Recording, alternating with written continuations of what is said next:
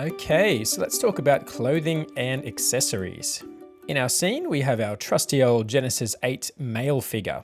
And if we look at the Smart Content tab here and go down to the wardrobe filter, we can see all the different items of clothing we currently have installed. And you will notice we're also seeing clothing for female characters as well in here, which you technically could still apply to your male characters. But if you want to filter this so we only see clothing designed specifically for male figures, we just need to switch Filter by Context on again, which narrows it down to just these 4 installed products. And we could also go over to the Files tab here, which is inheriting that same wardrobe filter, where it shows us each individual item of clothing rather than the individual products they belong to that are for our Genesis 8 male character. But we'll go back to Products View, and I want to dress this guy up in a nice suit of armor. So we'll grab the STF Bonebreaker armor here, which is also designed for Genesis 8 males. So we'll double click that, which then shows us all the individual wardrobe items included in this particular product. So with our character still selected, we can double click on one of these to apply it to our character. And that's applied it exactly where you'd expect it to go on our model. And we could carry on applying each item one by one, like so.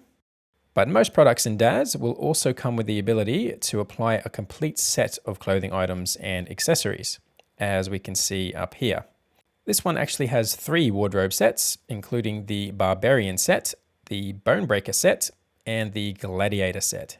So if we were to double click on one of these, again with our character selected, that's now applied that full costume to our character, which is quite convenient. And we might just grab our tone mapper, and in parameters, let's just brighten up the exposure so we can see that armor a bit better. And that looks good. But I think our character might be a bit too scrawny for the Bonebreaker costume. So let's grab our figure again and head back over to the shaping controls. And we've got this bodybuilder morph down here. So let's blend that in to bulk our guy up a bit. And you'll also notice that the clothing stayed in place and adapted to the morph, which is great. And aside from the wardrobe items in this product, this particular asset also comes with props, which in this case is a series of weapons. And if we click on this knife, for example, that gets placed at the center of our scene here. So let's undo that and try the sword, which also turns up down here in a bit of an awkward position for our character there. So we better undo that as well. If we want to place a prop directly into one of his hands, this particular product also has the ability to do that by clicking on one of these items labeled LH or RH for left hand and right hand. We just pop that into his right hand and tweak the hand pose itself to grip the sword, which is also now parented to the hand as well, which is quite cool. So let's put the knife in the other hand. So we'll need the left hand version. And there we go. So now that we've got him armored up, let's see if this product comes with any poses we can use. And indeed, we've got a few to choose from here. Let's just try this first one. So we'll double click on that as well. And now he's looking a bit more intimidating. Plus the props and clothing are still parented correctly. And we will look at posing our models a bit more in depth later on in the course, but using the preset poses is a good way to start. Let's see what else we've got included here. We've also got some material presets, which we'll also look into a little later on. And we have some accessories. And in this case, we've got a few different necklaces we can add to our character. But these have actually already been applied because they were part of the Bonebreaker wardrobe set that we added earlier back in here, which is the full set of everything in this product. So that's how we'd apply Genesis 8 assets to a Genesis 8 character, but we can actually apply older assets to our Genesis 8 characters as well. So let's take a look at that. This time we've got the Genesis 8 female character in here instead, and over in Smart Content, we're filtering this by wardrobe again, which shows us everything designed for our Genesis 8 female characters. But if we disable Filter by Content, we now have a lot more assets to choose from in here because we're no longer only showing items designed for Genesis 8 figures. We're also seeing clothing for male characters as well, which we can still apply to our female characters if we want to. And we've also got items designed for older Genesis characters, like this raincoat that was designed for the older Genesis 3 characters. So let's see how we go about applying assets not designed for our current type of character. So we'll go inside our raincoat asset, and in the wardrobe items, let's start by adding just the rain jacket. And rather than applying straight onto our character, that's going to trigger the auto fit pop-up, because Daz is clever enough to know when you're trying to apply older items to the wrong kind of figure. But we can use this feature to convert older assets for use with newer characters. All we need to do is tell Daz which figure the asset we want to apply was originally created for. And we know that this is a Genesis 3 female raincoat, so let's select that. And then it's asking what kind of item we're trying to apply. And depending on the item, it might not always fit into one of these 4 categories. In our case, we could probably go with dresses, because I guess it is a little dress-like. But what I usually do, if in doubt, is just leave this set to none and hit accept. And that usually does a pretty good job of figuring out how to adapt this to our character, like so. And you can see it wasn't quite a perfect auto fit. Her bum's poking through slightly here. But after we pose our character, we should be able to correct that. And also this area here. So let's do the same again and add the socks this time. Again, this is for Genesis 3 females. And there's no option in here for socks either. So let's just go with none. And that's done a fairly decent job of applying the socks as well. Then we'll do the same for the shoes.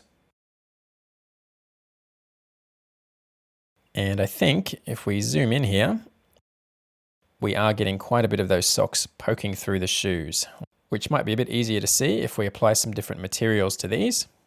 So let's just turn on the materials filter, and we'll go into this a bit deeper in the materials section of the course. But for now, let's just scroll down here till we find the shoe materials. And we'll go with this nice yellow gumboot material. So let's double click that, which you'll notice did absolutely nothing. And that's because we actually need to select the item of clothing we want to apply this to from our hierarchy over here. So we'll just grab those boots at the bottom of the list here and try double clicking that again. And now that material has been applied to the shoes. Then we'll grab the socks and we'll see what material options we have for socks. And we've got a few different patterns to choose from, but I think we'll just go with the plain white socks. So double click those. And now you can probably see those white socks poking through those shoes a bit easier. But we will fix that very shortly. Let's just finish applying materials here. We'll grab our jacket, and I think that was back towards the top of the list. And we'll keep the outfit color coordinated and give that the yellow material as well. Okay. While we're here, let's also see if this product comes with any props. And it wouldn't be a rain outfit without an umbrella. And we've got a few options. This just looks like the umbrella itself, which will pop in at the center of our scene, but I'd rather have this in her hand. So let's undo that. And we've got this umbrella left hand and umbrella right hand. So let's just say our character is left-handed. So we'll apply that. But if we take a look at this, it's not actually anywhere near her hand, which can be a bit of an issue when applying old assets to new models. But we can fix that manually if we grab our universal tool, which if we grab this will give us the transform gizmo, and we can just reposition this by eye and down here to her hand. And you'll notice as well that this didn't repose our character's hand, so she could grip the umbrella like it did with our previous male character. So we'll have to do that manually as well. So if we grab the root of our character again and head over to poses, you can see we've got the hand poses separately in this product.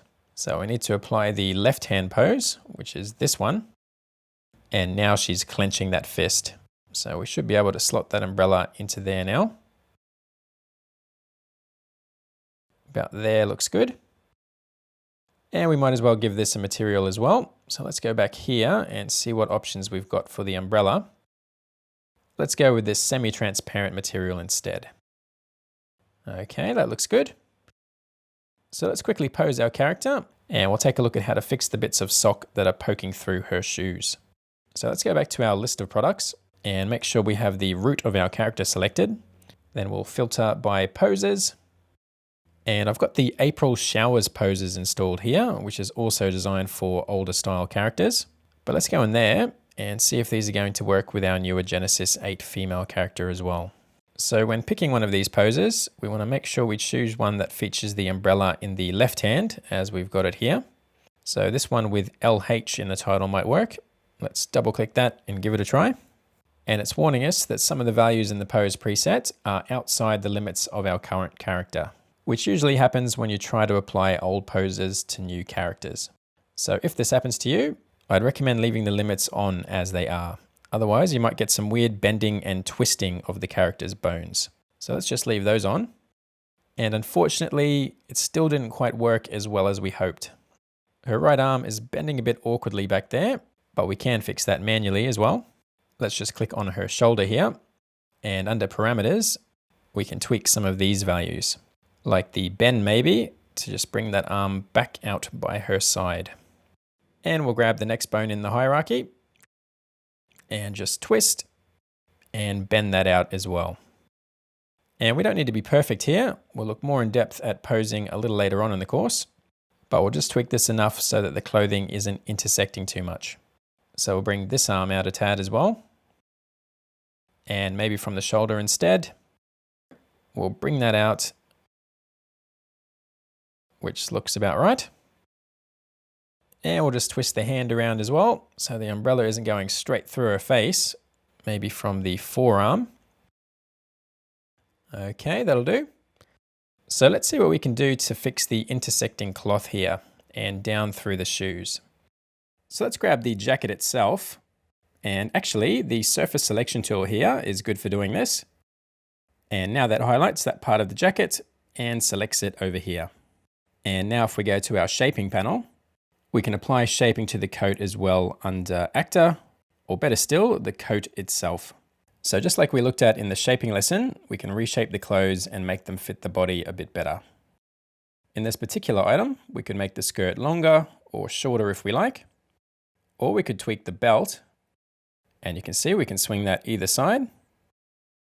Or we could adjust the sleeve length as well to fit your character's arms a bit better. But in our case, to fix this particular area, we'll probably need to adjust the chest settings here. So let's try this one. And as easy as that, we've now puffed that up a bit and gotten rid of that intersecting. So let's check the back as well, which looks fine, except for this little bit poking through down here. So let's see if we can fix that. Probably under the glutes adjustment here. And that's also sorted that out.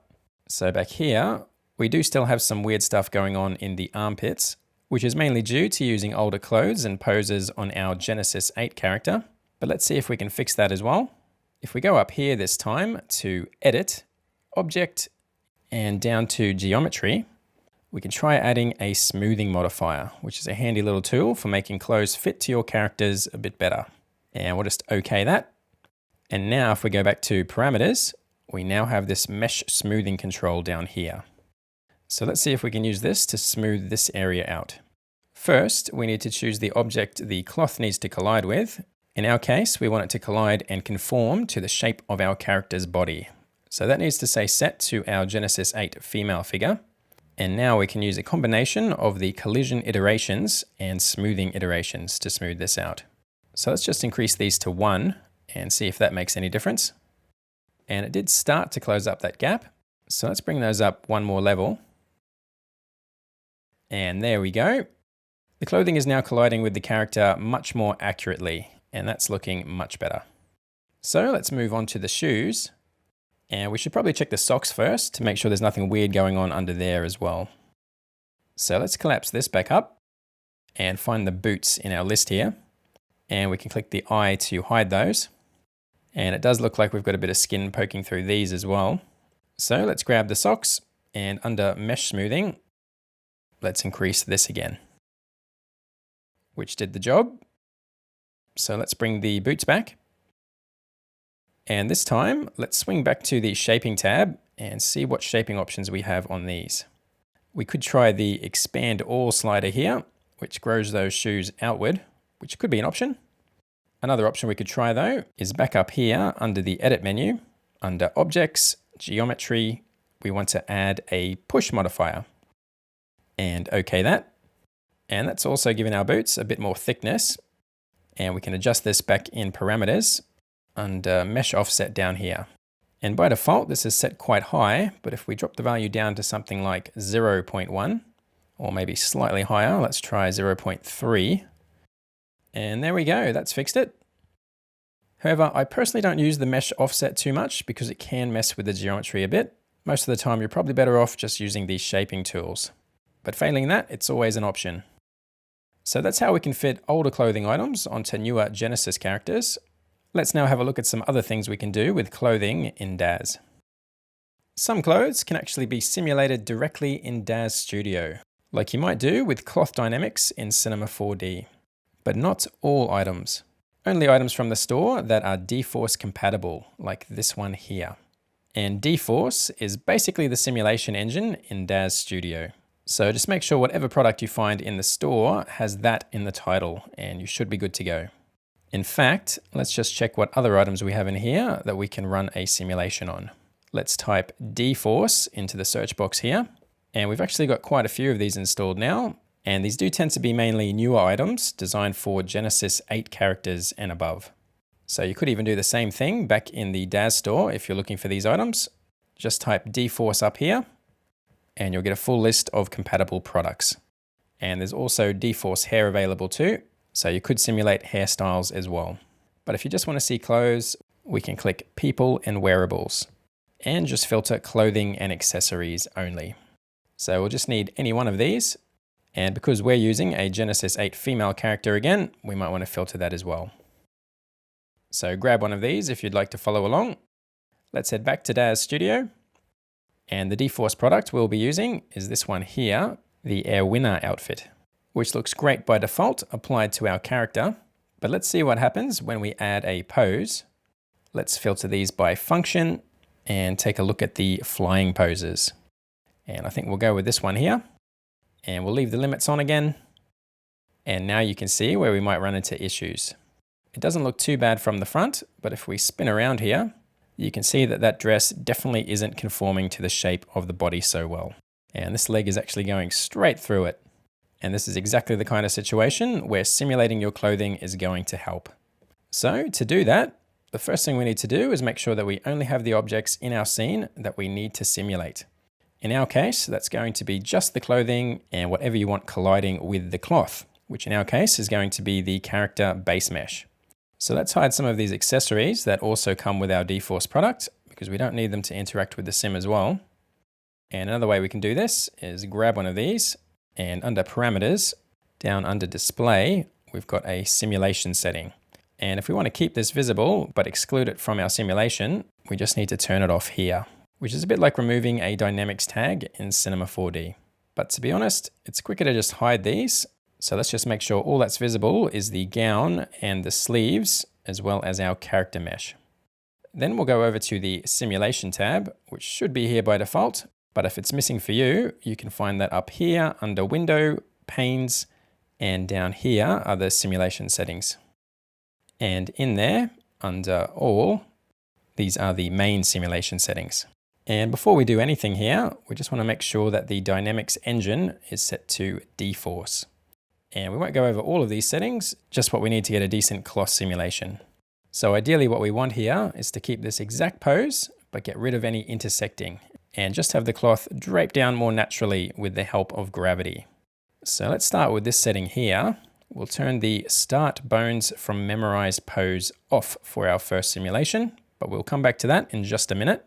Then we've got Frames to Simulate, which you might use if you've applied some keyframed animation to your character, which in this case we haven't. As you can see, there's no keyframes down here. And again, we'll look at that a little later as well.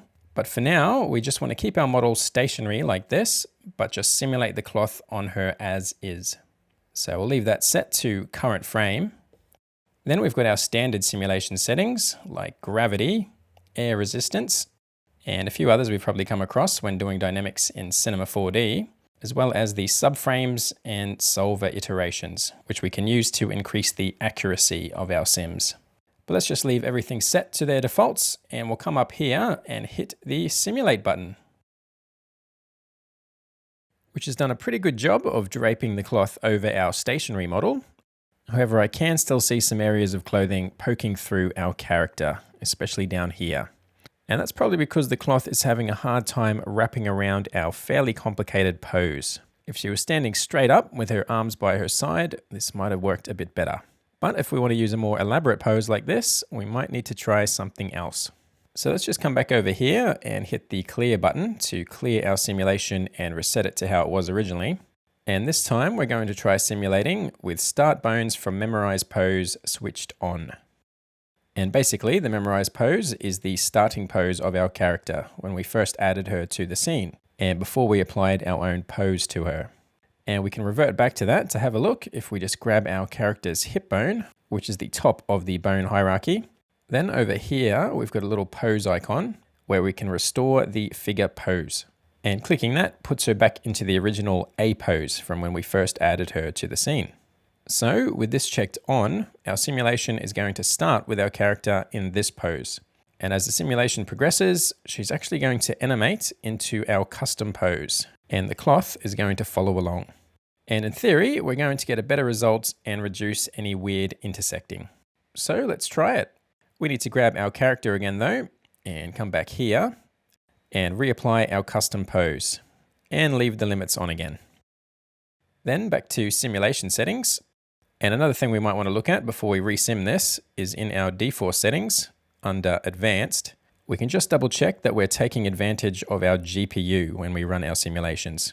We've got two old GTX 1080s in here, but just make sure this is set to use your GPU if you've got a good one. And your simulations should calculate a lot faster. So with these settings now, let's simulate our cloth again. And you can see she's reverted back to that A pose now. And as the simulation progresses, she's slowly moving back into our custom pose. So the cloth can transition a bit easier and we should get a better result. And it did take a little longer to calculate than before, but I definitely think we're getting a much better result. We've now gotten rid of any intersecting and it's draping a lot more naturally. So 9 times out of 10, simulating with these settings are going to do the job. But let's take a look at a slightly more complicated setup.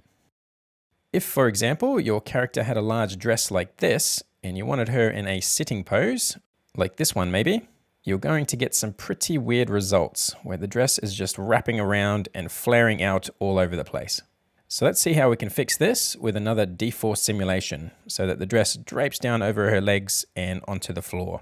And also over whatever she's sitting on, which I think in our case will just be a box.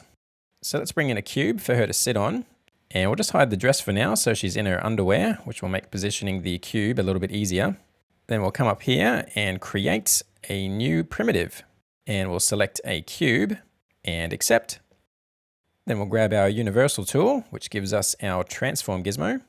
Then we'll make sure we've got our cube selected over here. Then we'll just scale this down by clicking here on the y-axis and just bring that down into position, which might be easier to see if we switch to the left view. And we'll just position this so it looks like she's sitting right on top. About there looks good. And we will tweak the positioning of the hands as well in a second, but let's go with this for the box. We'll switch back to perspective view, and I'll also need to rotate the box around a bit so that's not going through her leg like that. So we'll grab this handle here and just point that in this direction. And finally, just pull that back this way. And I think that should be fine. So let's bring in a plane as well to use as a floor so our dress has somewhere to fall onto. So back up here and grab the plane this time, which defaults to 5 meters wide, which I think should be fine. So we'll accept that. And we might just rotate this around as well so that it's in line with the cube. Okay. So like we did in the last example, we want to simulate this from a straight standing pose, transitioning to this sitting pose.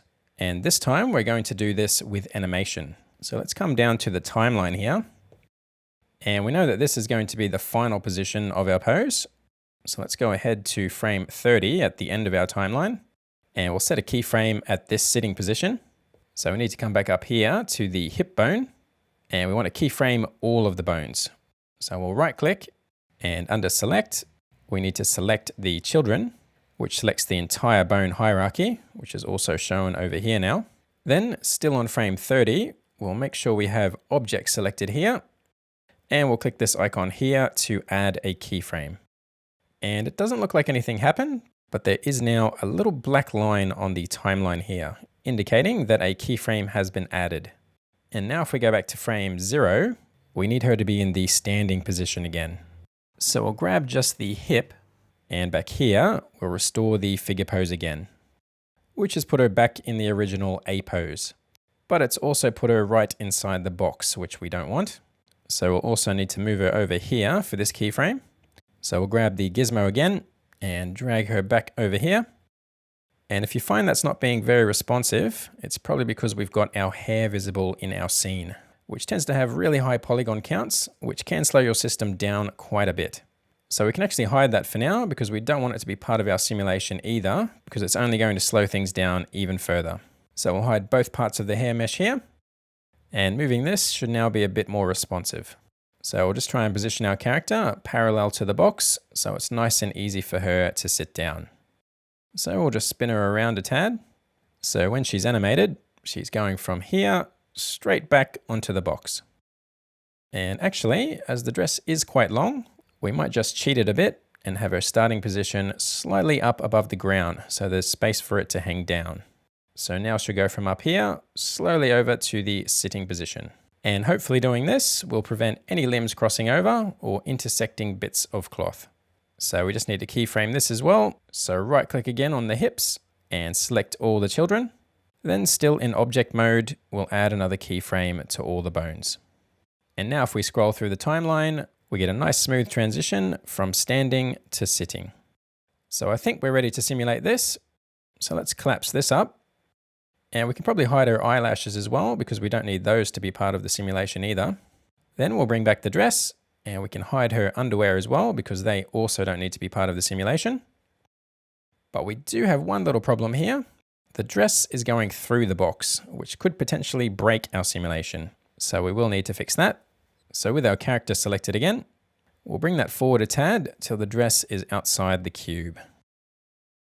And we just need to select the children again and overwrite that keyframe back on frame 0. And we'll just scroll through the timeline again to make sure that's all good now, which I think it is. So let's head back to the simulation settings and we can just click here to collapse the tips panel there.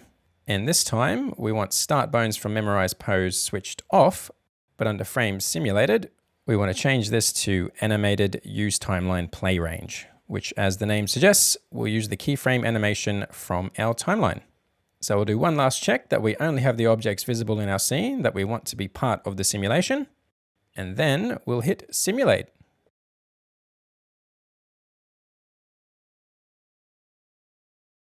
And there you go. We're getting some nice looking folds and creases in that dress, and everything's colliding nicely with the floor and the box. And just to finish this off, we could grab our active pose tool and just tweak those hands so that they are actually touching the cube, like so. And again, we'll go deeper into posing a little later on in the course. And finally, we'll just turn the visibility back on for all the other objects in our scene to complete the setup.